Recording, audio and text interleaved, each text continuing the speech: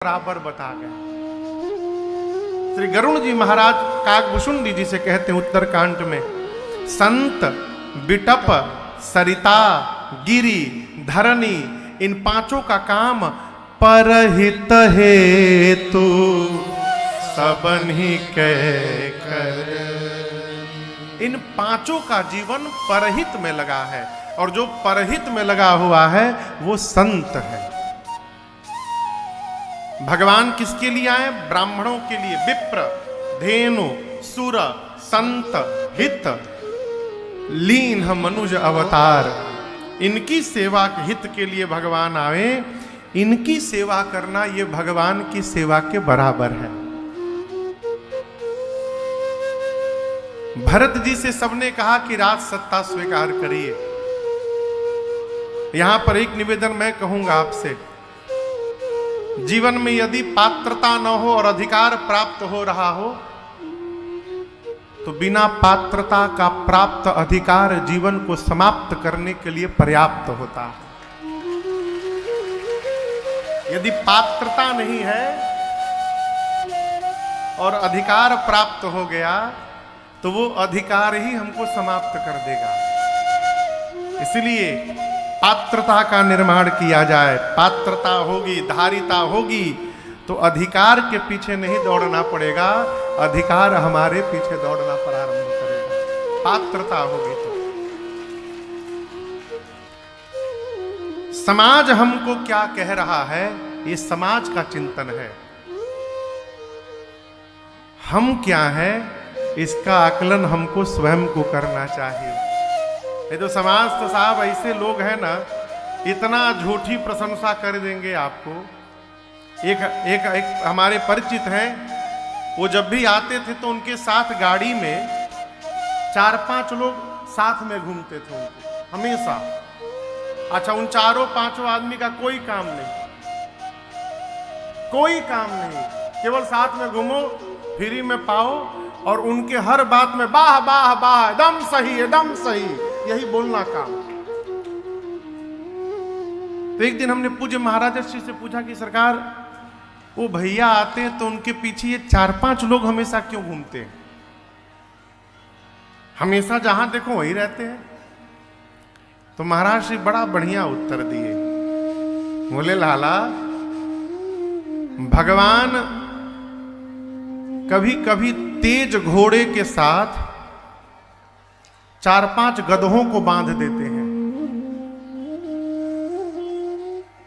कभी कभी तेज घोड़े के साथ 4-5 गधों को लगा देते हैं। क्यों? ये गधे सारे मिलकर और उस घोड़े को पकड़ के बैठे रहते हैं, उसको कहीं जाने नहीं देते। ये गधे ना हो तो घोड़ा आगे नहीं निकल जाएगा जीवन में। इस प्रकार के लोग यदि हमारे साथ हैं तो अपने को सावधान रहने की आवश्यकता है। यहां दर्शन करिए, भरत जी से सबने कहा राजा बन जाइए। भरत जी ने क्या कहा? देखे बिनु रघुनाथ पद, जिय के जरनी।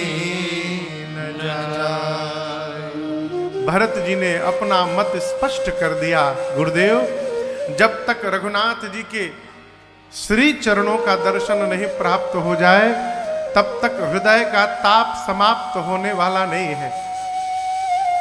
और यहां आपसे एक और बात निवेदन करूं, भरत जी को ये संदेह नहीं है कि राम जी हमारे बारे में क्या सोचेंगे।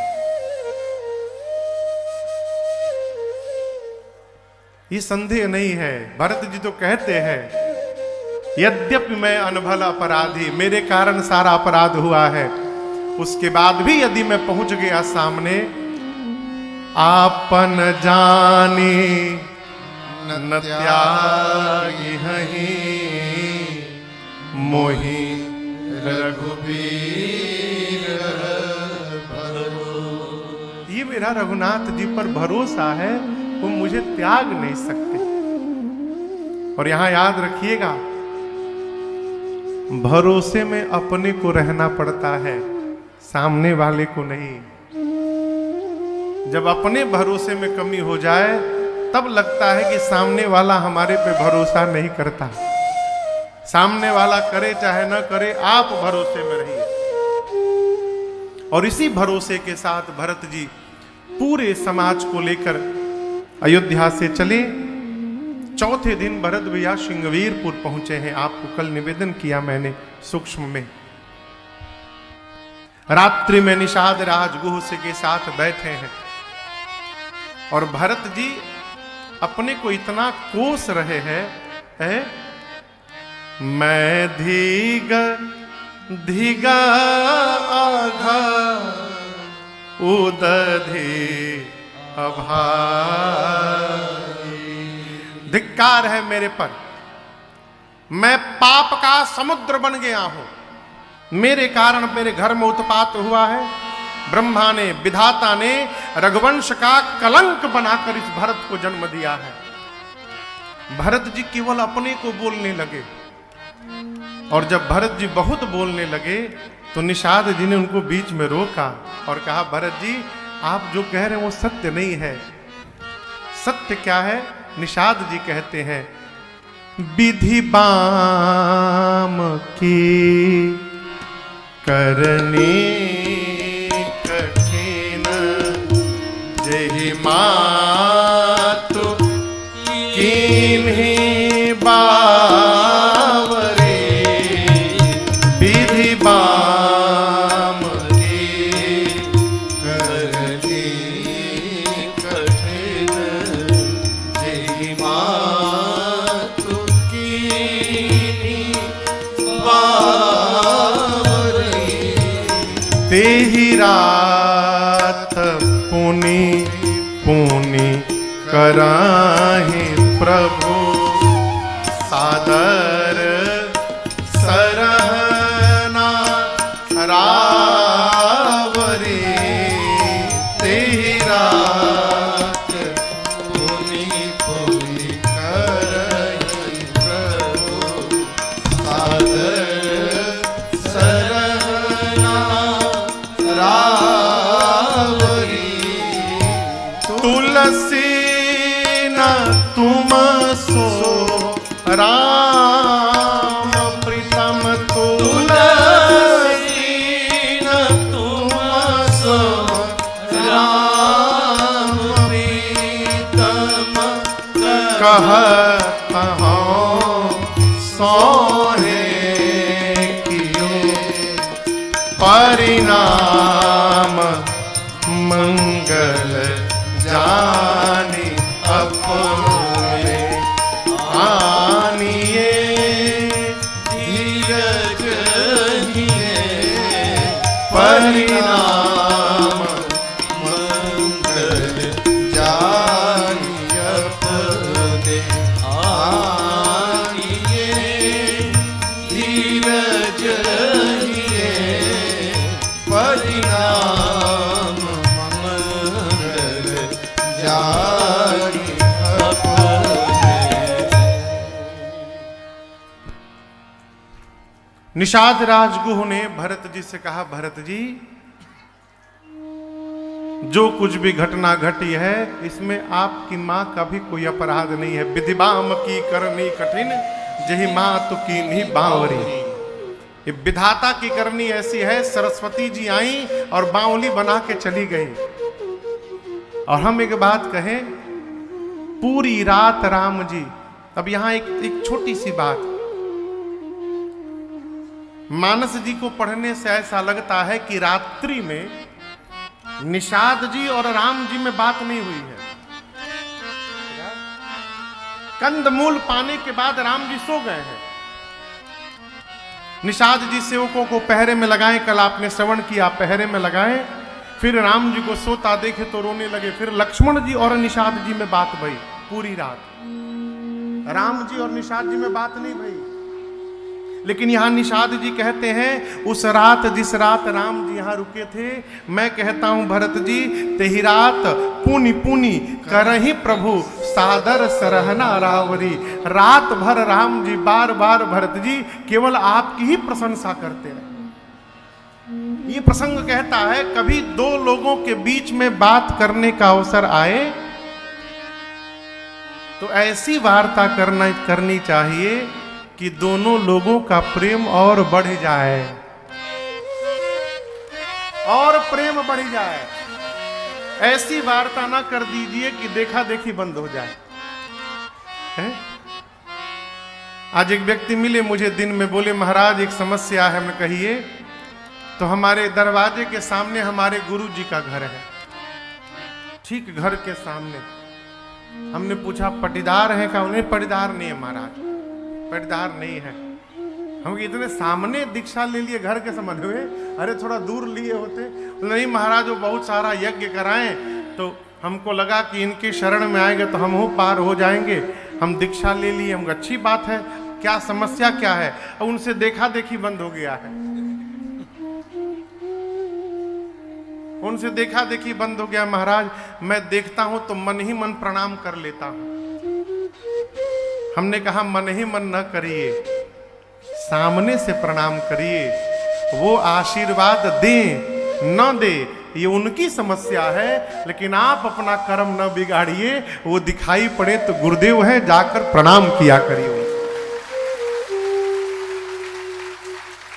ऐसी वार्ता ना हो कि आपस का प्रेम समाप्त हो जाए।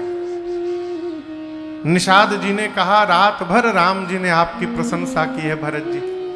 है? मैं तो कहता हूं, सौगंध लेकर कहता हूं, आप जैसा राम जी का प्रीतम दूसरा कोई है नहीं। इसलिए हृदय में धैर्य लाइए, परिणाम जो भी होगा मंगल होगा, ऐसा मन में विचार करिए और विश्राम करने चलिए। भरत जी को समझाकर निषाद जी गए। प्रातः काल हुआ, घाट घाट के नाव को मंगाकर और अयोध्या की पूरी प्रजा को निषाद राजगुह ने गंगा जी के उस पार पहुंचाया। प्रयाग के पार करने के बाद भरत जी सबको विदा किए हैं, और सबको विदा करने के बाद भरत जी पैदल पैदल चलने लगे। सेवकों ने बार बार कहा भरत जी हो यह नाथ अश्व असवारा, अश्व पर आरूढ़ हो जाइए। भरत जी कहते हैं देखो मैं अयोध्या से भी पैदल चलना प्रारंभ किया था, परंतु जब मां कौशल्या ने आकर कहा कि रथ पर बैठो तो मैं बैठ गया। क्यों?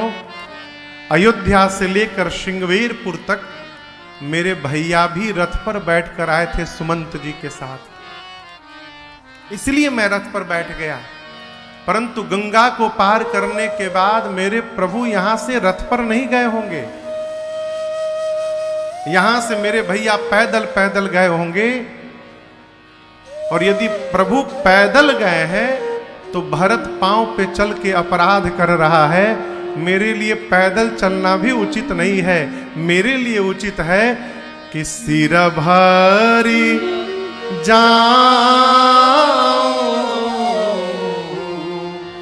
उचित अस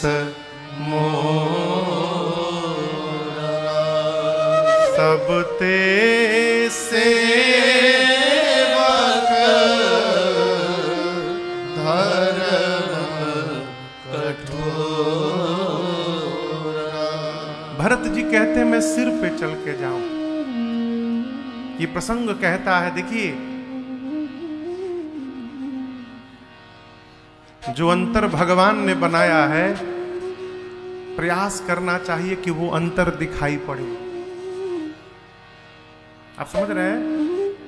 गुरु और शिष्य एक साथ यदि यात्रा कर रहे हो तो वो अंतर दिखाई पड़ना चाहिए कि कौन गुरु हो सकता है और कौन शिष्य हो सकता है। ऐसी कोई अपने व्यवहार में सामग्री को उपस्थित न किया जाए, अथवा ऐसा कोई व्यवहार न किया जाए जिससे हमारे स्वामी के साथ तुलना प्रारंभ हो जाए। वो अंतर दिखाई पड़ना चाहिए। बाबूजी, पिताजी घर में है, हम अनुशासन में रहेंगे। पिताजी घर के बाहर गए, हम प्रारंभ हो गए। ये कोई जीवन थोड़ी है। जीवन तो ये है माई बाप जो अनुपस्थिति को भी उपस्थिति मानकर और आत्म संस्कार में जी रहा है, ये श्रेष्ठतम जीवन का लक्षण है तो हम सीधे हैं, नहीं है तो टेढ़े हो जाएंगे, ये नहीं जीवन है। नहीं है फिर भी हम मान रहे हैं कि है और सीधे बने हुए हैं, ये श्रेष्ठ जीवन है। भरत जी यदि रथ पर बैठकर चले जाते तो राम जी को अन्यथा न लगता, लेकिन भरत जी कहते नहीं भैया, पैदल पैदल गए हैं, मेरे लिए उचित है सिर पे चलूं, पांव पे चल रहा हूं, ये अपराध है। और पैदल चलते चलते भरत तीसरे पहर कहाँ कीन्ह प्रवेश प्रयाग, रहत राम सिय उमगी उमगे अनुराग। पूरा संसार सीताराम सीताराम जपता है, भरत जी राम सीता जप रहे हैं।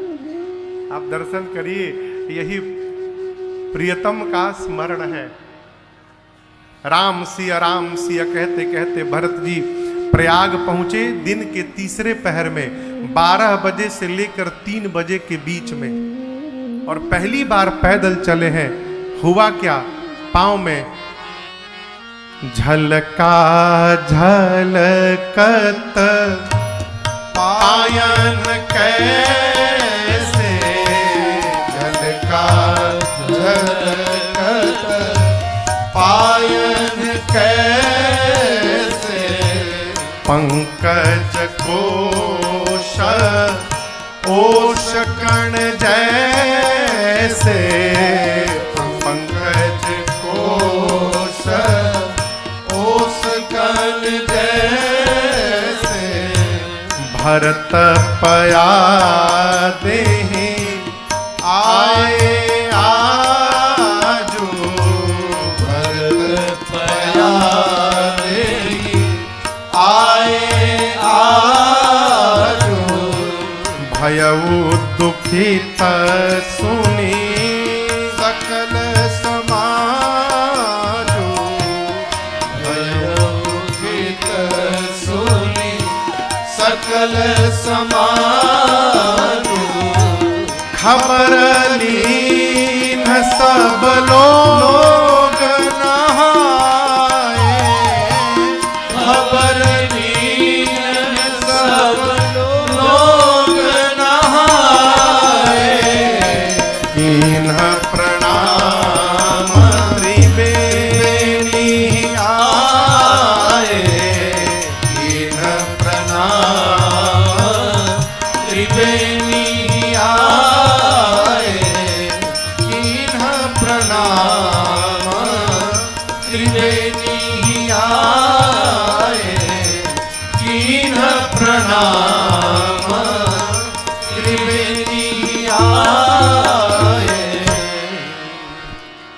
पूज्यपाद गोस्वामी श्री तुलसीदास जी महाराज कहते हैं, भरत जी प्रयाग पहुंचे, ऐसा चमकता है उनके जैसे कमल के पंखुड़ियों पर ओस की बूंद चमकते हैं। भरत जी के पांव में छाले चमक रहे हैं, पूरा पांव छालों से भर गया है। मां आई कौशल्या जी, कौशल्या मैया को राम जी से अधिक प्रेम भरत जी से है। क्या अद्भुत जीवन है भाई बाप। और तो आपको एक बात बताऊं, कैकेयी मैया को भरत जी से अधिक प्रेम रघुनाथ जी से है, राम जी से है। आप ये मत समझिएगा कि कैकेयी जी ने राम जी को वन भेज दिया है तो मां राम जी से प्रेम नहीं करती। आपको वही प्रेम करता है माई बाप जो आपके जीवन के उत्थान के लिए अपने जीवन में कलंक लेने को तैयार हो जाए, वही आपको वास्तव में प्रेम करता है। कौन आपके लिए समाप्त हो रहा है। जिस समय मंथरा ने मां कैकेयी को यह बात बताई है कि मां कल महाराज राम को युवराज बनाने वाले हैं, तो मां कैकेयी नाचने लगी। बोली मंथरा यदि तू कह रही है जो कि कल महाराज राम को युवराज बनाने वाले हैं, तो मंथरा सौगंध लेकर मैं कहती हूं, कल का दिन ही कैकेयी के जीवन का सबसे सुंदर दिन होने वाला होगा। मेरा राम युवराज बनेगा। यद्यपि मां के पास भरत जैसा पुत्र है, मांडवी मैया जैसी बहू है, लेकिन उसके बाद भी कैकेयी मैया कहती है, मंथरा मैं ब्रह्मा जी से नित्य प्रार्थना करती हूं, हे विधाता अगली बार यदि जन्म दीजिएगा तो एक कृपा करिएगा, अगली बार आप राम को मेरी कोख से जन्म दीजिएगा और मैं सीता को मेरी बहू बना करके भेजिएगा। ये कैकेयी मैया कहती है। राम जी को कैकेयी जी प्रेम करती हैं, कौशल्या मैया भरत जी को प्रेम करती हैं। मां कौशल्या सुनी, पांव में छाले, दौड़ कर आई मां। पांव के छालों को लेकर मैया आंचल से सहलाने लगी। मां ने कहा, बहुत पीड़ा है ना भरत। भरत जी मां को पांव पकड़ के बोले, मां पांव के छालों को तो आप देख रही हो मां, परंतु जो छाले मेरे हृदय पर निकले हैं उन छालों का क्या होगा। और हृदय के निकले हुए छाले, मैं एक बात जानता हूं, मेरे प्रभु को छोड़कर किसी को दिखाई देने वाला भी नहीं है। यहां के घाव को केवल वही समझ सकते और वही जान सकते हैं। एकांत पाकर भरत जी ने मां से पूछ डाला, मां मैंने कौन सा ऐसा कर्म बिगाड़ा था कि मेरे कारण मेरे प्रभु को वन में आना पड़ा। कौन सा ऐसा कर्म बिगड़ गया। करम पटकलस फेड़ा पर से। फेड़ा समझ रहे हैं, फेड़ा, फेड़ यानी वृक्ष। कहते हैं मैंने कौन सा कर्म बिगाड़ा मां कि मेरे कर्म ने मुझे वृक्ष से उठाकर नीचे पटक दिया। करम पटकलस फेड़ा पर से, अब बीछी मरल समाई। दैव चलवले दाव घाव हम के करा से दिखलाई। मां लोग कही कि ढोंग करत बा, दुनिया हंसी उड़ाई। मोर पीर रघुबीर बिनायब, केहू ना परियाई। तो सोचले मन में, चलले बन में, सैन्य समाज जुटाई। एहो दैव दीहा तू सबके, भरते ऐसन भाई। भरत जी कहते मां रघुनाथ जी को छोड़कर कोई मेरे भाव को समझने वाला नहीं। उसी स्थिति में भरत जी अपने छालों की चिंता किए बगैर अयोध्या के एक एक व्यक्ति से जाकर मिले हैं। खबर ली नहीं, सब लोग नहाए। पता चला सब लोग स्नान कर लिए हैं। सविधि सिता सित नीर नहाने, सब लोग विधि पूर्वक जाकर स्नान कर चुके हैं। ब्राह्मण देवताओं को दान भी दे चुके हैं। दिए दान महिषुर सन माने। पूरी सबकी सूचना लेने के बाद अब भरत जी त्रिवेणी जी के पास पहुंचे और जाकर खड़े होकर त्रिवेणी जी को देखने लगे। देखत श्यामल धवल हलो रे, पुलक शरीर भरत कर।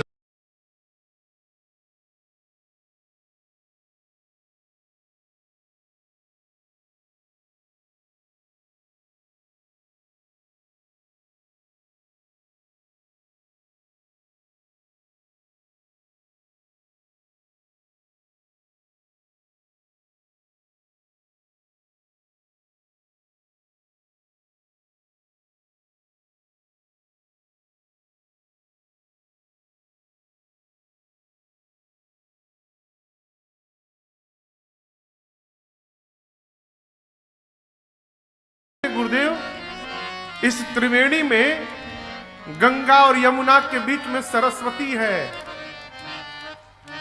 और ये वही सरस्वती है जिन्होंने मेरी मां की मति पलट दी और वो राम विरोधी बन गए।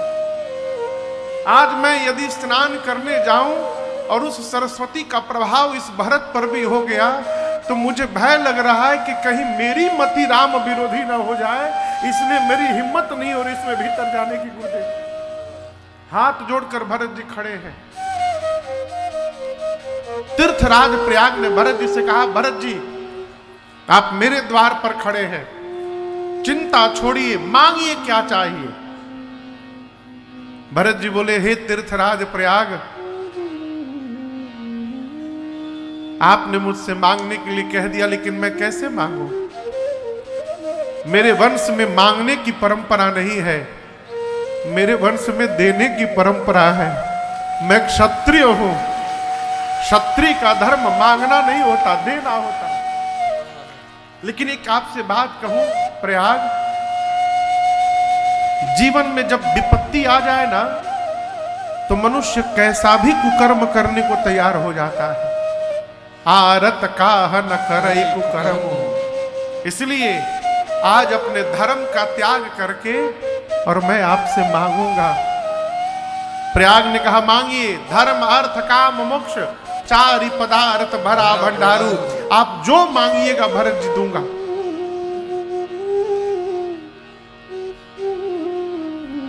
भरत जी बोले, पहले जो नहीं चाहिए वो सुन लीजिए। आपने कहा अर्थ धर्म काम मोक्ष सब है, मैं अर्थ लेने नहीं आया हूं। मुझे तो अर्थ मिल रहा था, अब मैं छोड़ के चला आया हूं। सब मुझे राजा बनाना चाहते थे, मैं छोड़ के चला आया हूं। मैं अर्थ लेने नहीं आया हूं, क्योंकि इसी अर्थ ने मेरे घर में अनर्थ कर दिया है। धर्म भरत के जीवन का एकमात्र धर्म है कि जीवन की अंतिम सांस तक अपने रघुनाथ जी की आज्ञा का पालन करते रहना है। इसके अलावा मेरे जीवन का दूसरा कोई धर्म हो ही नहीं सकता। इसलिए मैं आपसे और कोई धर्म लेने नहीं आया हूं। कामनाएं तो तभी तक जीवन है, जीवन में है जब तक आदमी पहुंचा नहीं है दरवाजे पर। देखिए, पूर्ण को प्राप्त करने के बाद कोई अपूर्ण बना हुआ है, यह संभव है? भगवान पूर्ण है, और जो भगवान को प्राप्त कर लिया उसके बाद भी कुछ पाने की तमन्ना है यदि जीवन में, तो ये भगवान मिले ओले नहीं है।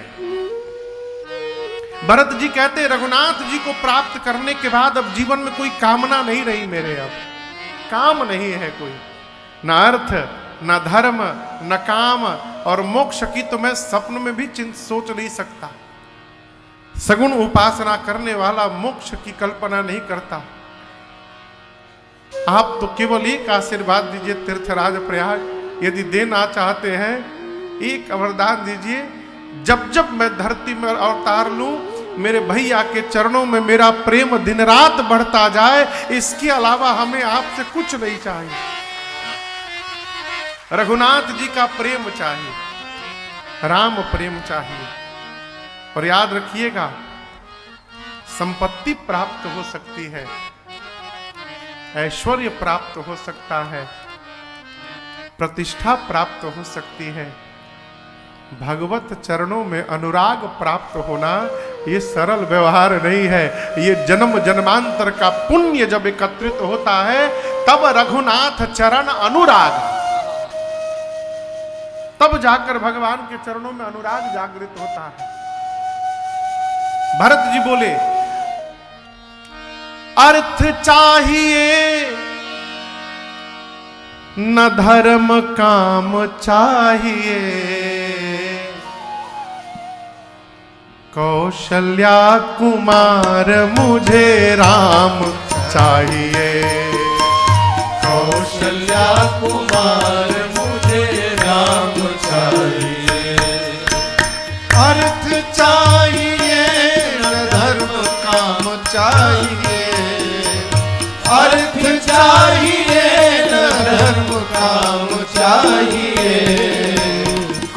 कौशल्या कुमार मुझे राम चाहिए।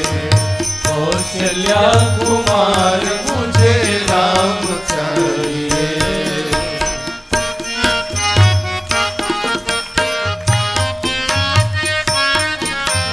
आशरण अनाथ नाथ दीन हितकारी। आशरण अनाथ नाथ दीन हितकारी। चाहिए विप्र बधु पाप श्राप हारी। चाहिए विप्र वधु पाप शाप हारी। जानकी जीवन पूर्ण काम चाहिए। जानकी जीवन पूर्ण काम चाहिए। कौशल्या कुमार मुझे राम चाहिए। कौशल्या कुमार मुझे राम चाहिए।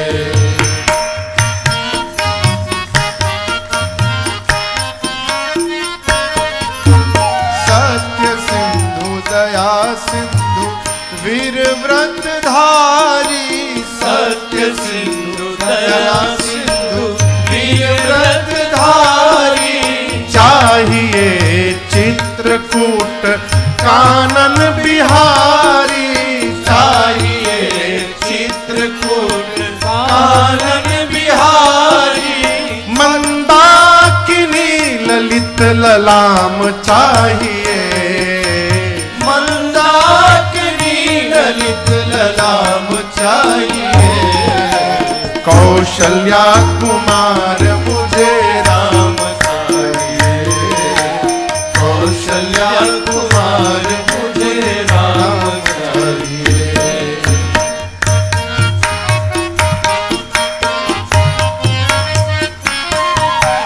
कोटि मन मथाभिराम राम मुझे चाहिए। कोटि मन मथाभिराम राम मुझे चाहिए।